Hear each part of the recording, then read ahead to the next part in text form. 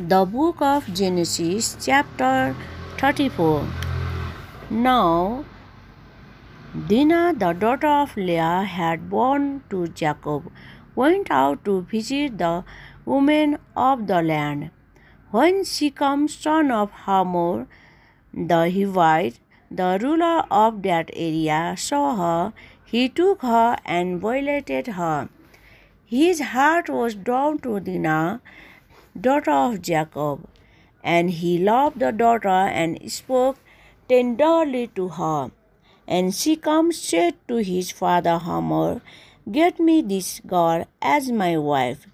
When Jacob heard that his daughter Dinah had been defiled, his sons were in the fields with his livestock, so he kept quiet about it until they came home.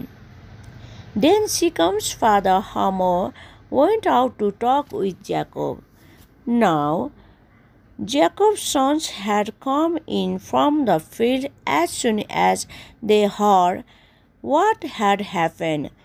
They were filled with grief and fury because Shechem had done an disgraceful thing this Israel by lying with Jacob's daughter, a thing that should not be done.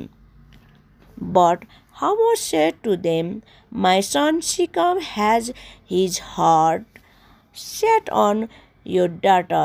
Please give her to him as his wife.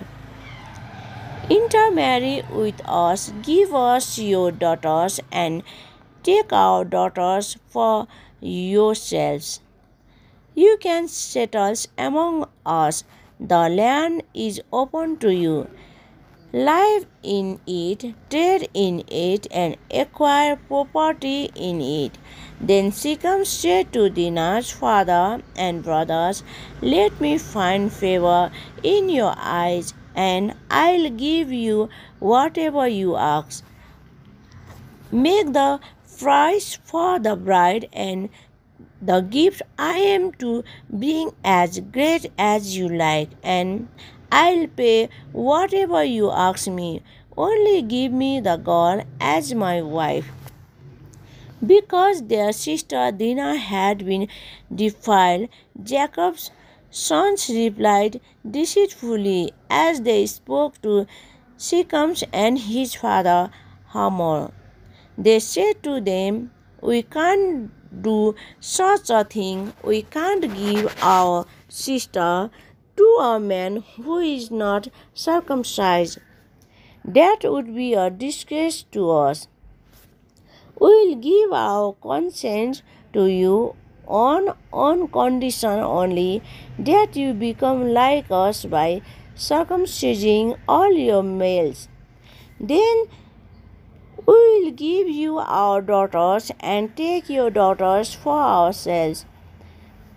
We will settle among you and become one people with you. But if you will not agree to be circumcised, we will take our sisters and go." Their proposal seemed good to Hamor and his son Shechem. The young man, who was the most honored of all his father's household, lost no time in doing what they said because he was delighted with Jacob's daughter. So Hamor and his son Shechem went to the gate of their city to speak to their fellow townsmen. "These men are friendly toward us," they said. "Let them live in our land and trade in it. The land has plenty of room for them. We can marry their daughters and they can marry ours. But the men will consent to live with us as one people only on the condition that our males be circumcised as they themselves are. Want their livestock, their property, and All the other animals become ours. So let us give our consent to them, and they will settle among us. All the men who went out of the city get agreed with Hamor and his son Shechem, and every male in the city was circumcised.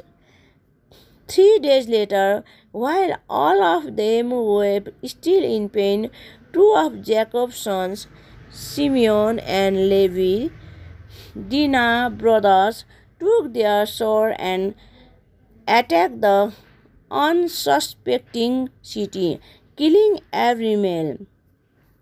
They put Hamor and his son Shechem to the sword and took Dinah from Shechem's house and left.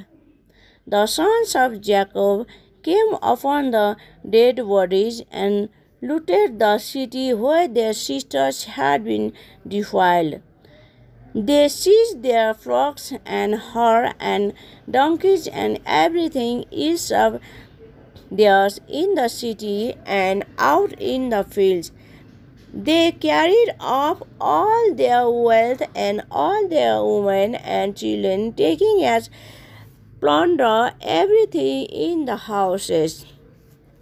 Then Jacob said to Simeon and Levi, "Ye have brought trouble on me by making me a stench to the Canaanites and Perizzites, the people living in this land.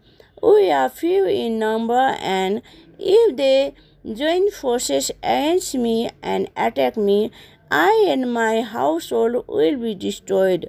But they replied, "Should he have treated our sister like a prostitute?"